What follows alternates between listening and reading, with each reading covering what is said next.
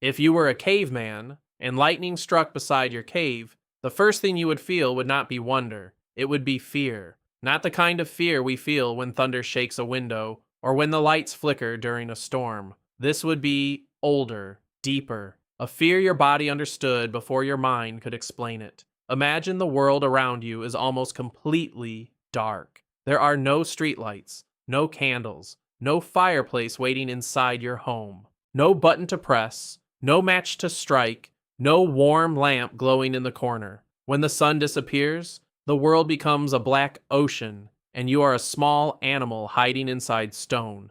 Outside your cave, the wind is screaming through the trees. Rain hits the ground so hard, it sounds like thousands of feet running in the darkness. Your group is packed behind you, knees pulled to chests, children pressed into their mothers, old people breathing quietly in the back. Everyone is watching the cave entrance. Then the sky splits open. For one frozen instant, the entire valley appears. The trees, the rocks, the wet grass, the bones near the cave mouth, the eyes of animals watching from the forest. And then comes the sound. A crack so violent it feels like the world itself has broken. Lightning strikes just a few steps from your cave. A tree explodes, branches fly, sparks leap through the rain.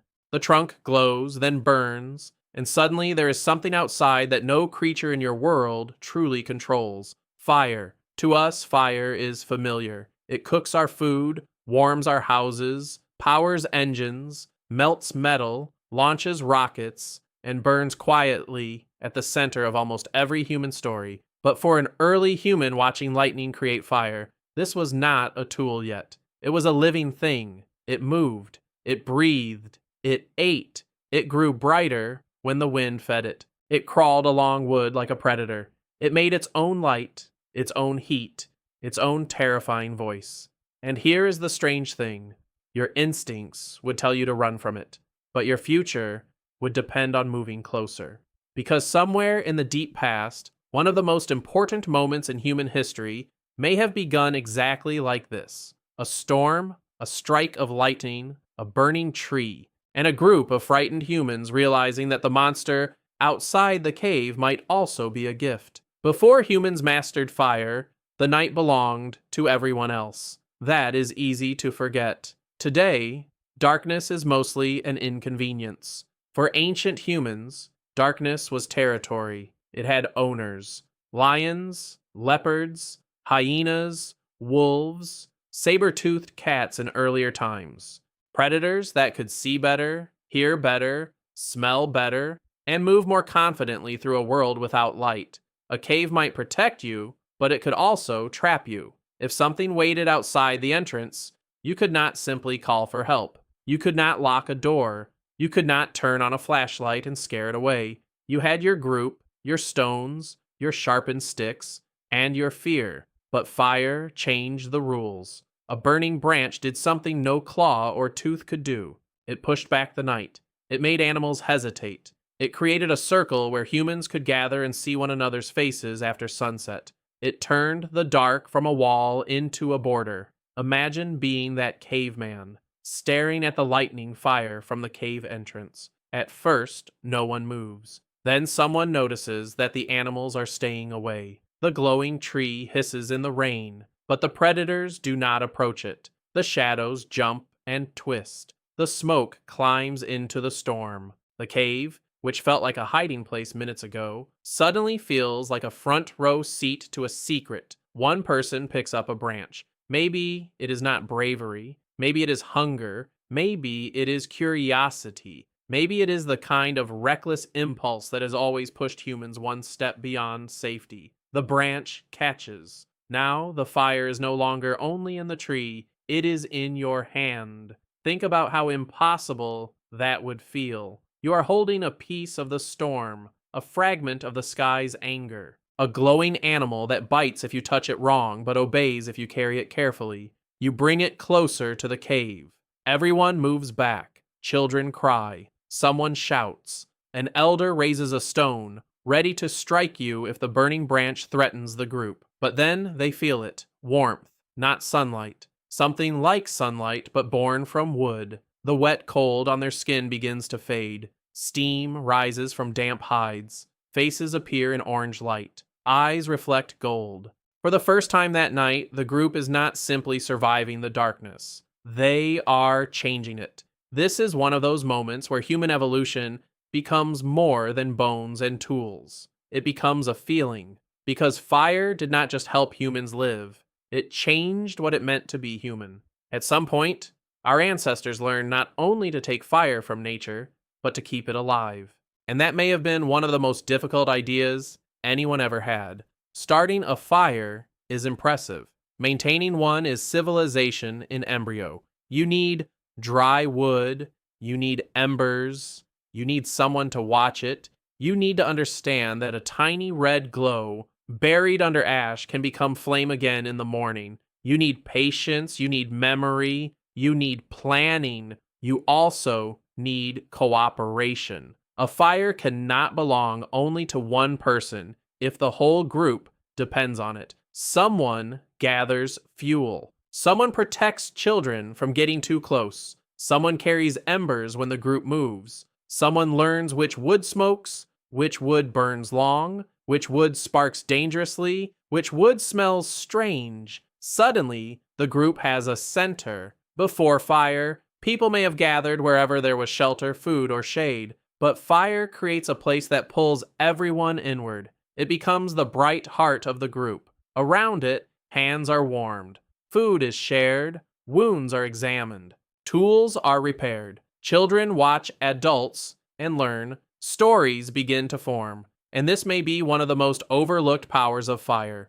It gave humans more time. When the sun set, most animals slowed down. They slept, hid, or hunted, but humans with fire could extend the day. They could sit awake in the glow and do something extraordinary. They could talk, not just signal danger, not just grunt about food. They could remember, they could explain. They could imitate the hunt, warn about a river crossing, describe where the herds moved, laugh at someone's mistake, mourn the dead, and teach the young what the old had survived. Fire turned night into a classroom, and maybe long before writing, long before temples, long before cities, the first great human theater was a circle of faces around a flame. Imagine a child sitting there, watching sparks rise into the black sky. An elder points into the darkness and describes a beast with shoulders higher than a man's head. Another person shapes a stone tool by firelight. Someone else holds up a bone and explains where to cut for marrow. The child is not only hearing information, the child is seeing fear transformed into knowledge. That is how a species becomes dangerous. Not because it has the strongest muscles, not because it runs the fastest, but because it learns together. And fire made learning visible, but perhaps the greatest change fire brought was inside the body. Raw food is hard work. Raw meat is tough. Raw roots can be fibrous. Raw plants can be difficult to digest. Chewing takes time. Digestion takes energy. A body that lives on raw food has to spend a great deal of its day processing that food. Cooking changes food before it enters the mouth. It softens meat. It breaks down tough fibers. It makes some nutrients easier to access. It kills many parasites and pathogens. It turns eating from a battle into an advantage. Now imagine the first time a piece of meat falls near the flames. Maybe a dead animal is caught in a grass fire. Maybe hunters return with flesh and place it too close to the embers. Maybe someone smells something strange and rich coming from burned bones and roasted fat.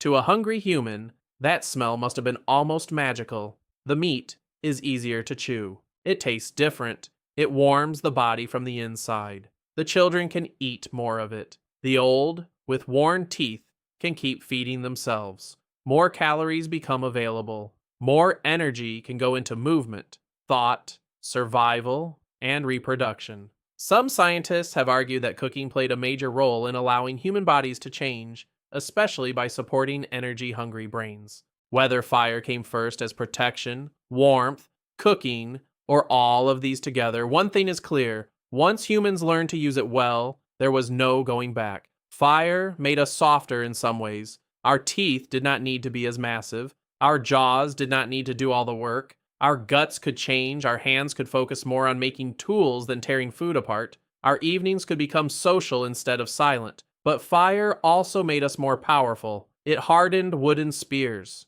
It helped shape landscapes. It allowed humans to survive cold climates that would have pushed our ancestors back toward warmer lands. With fire, a human group could enter a frozen world and bring a small sun with them. Think of that, a moving sun, not in the sky, but in a bundle of embers wrapped carefully in bark or carried in a hollow piece of wood. A fragile glow traveling across rivers, plains, forests, and ice. Every time the group stopped, the sun was reborn. For ancient humans, losing fire may have been a disaster, not just inconvenient, but terrifying. A storm could put it out. Rain could soak the fuel. A careless child could scatter embers. A migration could fail if the fire died before the next camp. So fire became responsibility. It may have shaped social roles in ways we can barely see from archaeology. Who guarded the fire at night? Who knew how to revive coals? Who decided when the group had enough fuel? Who taught children not to fear fire so much that they avoided it, but not to love it so much that they burned themselves? That balance is deeply human. We are the animal that approaches danger carefully enough to turn it into a tool. A sharp stone can cut your hand, so you learn how to hold it. A wild horse can kick you, so later humans learn how to ride. Electricity can kill you, so we build wires and cities. Fire can destroy a forest, so we place it in a hearth and cook dinner. The story of human progress is not the story of removing danger from life. It is the story of learning which dangers can be negotiated with.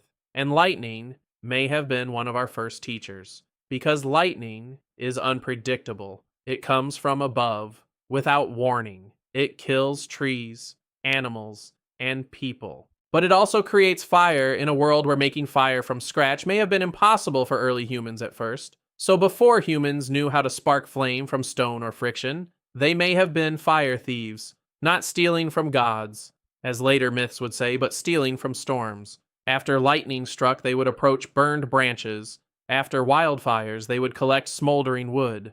They would carry the flame back, feed it, guard it, and stretch one lucky accident into days, maybe weeks, of warmth and safety. And every time the fire survived another night, humans learned a little more. They learned that fire needs air. Too much dirt kills it. Too much wind scatters it. Wet wood smokes. Dry grass catches fast. Large logs burn slowly. Embers sleep under ash. These sound simple now, but they are not simple if no one has ever taught them to you. To understand fire, you have to think about something that is alive, but not alive. Something that behaves according to invisible rules. Something you cannot command by strength alone. You must observe it. That is science before science. A caveman crouching beside the cave entrance, adding twigs to a coal, watching which ones catch and which ones don't, is doing something profound. He's experimenting, he is predicting, he is remembering cause and effect. Human intelligence did not appear all at once like lightning. It accumulated like embers, tiny observations, shared habits, mistakes that burned skin, successes that filled stomachs, stories that preserved warnings. And as fire became part of daily life, it may have changed our imagination too. When you sit in darkness, the world ends at the edge of your senses. But when you sit by fire, the world becomes layered. There's the bright circle, the moving shadows, and the unseen beyond. Shapes appear on cave walls. A hand passes before the flame and becomes a giant silhouette. Smoke curls upward, like a spirit leaving the wood. It is not hard to imagine how fire fed myth. The flame dies and returns. Wood becomes light. Flesh becomes food. Cold becomes warmth.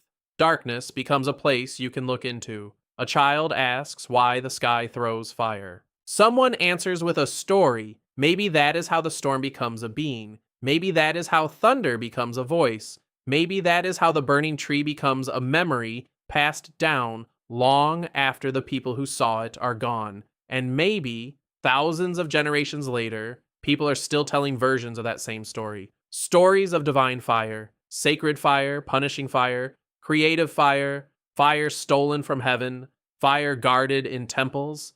Fire used to mark the difference between humans and beasts, Because deep down, we remember. Not with individual memory, but with cultural memory, with the shape of our lives, with the way we gather around candles, campfires, fireplaces, and glowing screens. Even now, we still sit in circles of light and tell stories into the darkness. Only the flame has changed. Now go back to the cave. The storm is moving away. The rain softens. The thunder becomes distant, rolling behind the hills. Outside, the struck tree is still burning, though weaker now. Smoke drifts low over the wet ground. Your group has survived the night, but something is different. The children are asleep closer to the warmth. The adults are watching the embers with a new kind of attention. No one sees fire as only a monster anymore. It is still dangerous, still strange, still capable of pain, but it is also protection, food, light, time. The oldest person in the group may not have words for what has changed, but they feel it. Tomorrow, someone will search for dry branches. Someone will try to carry a coal. Someone will remember that the burning tree kept the predators away. And from that moment, the cave is not just a shelter. It is a place with a heart.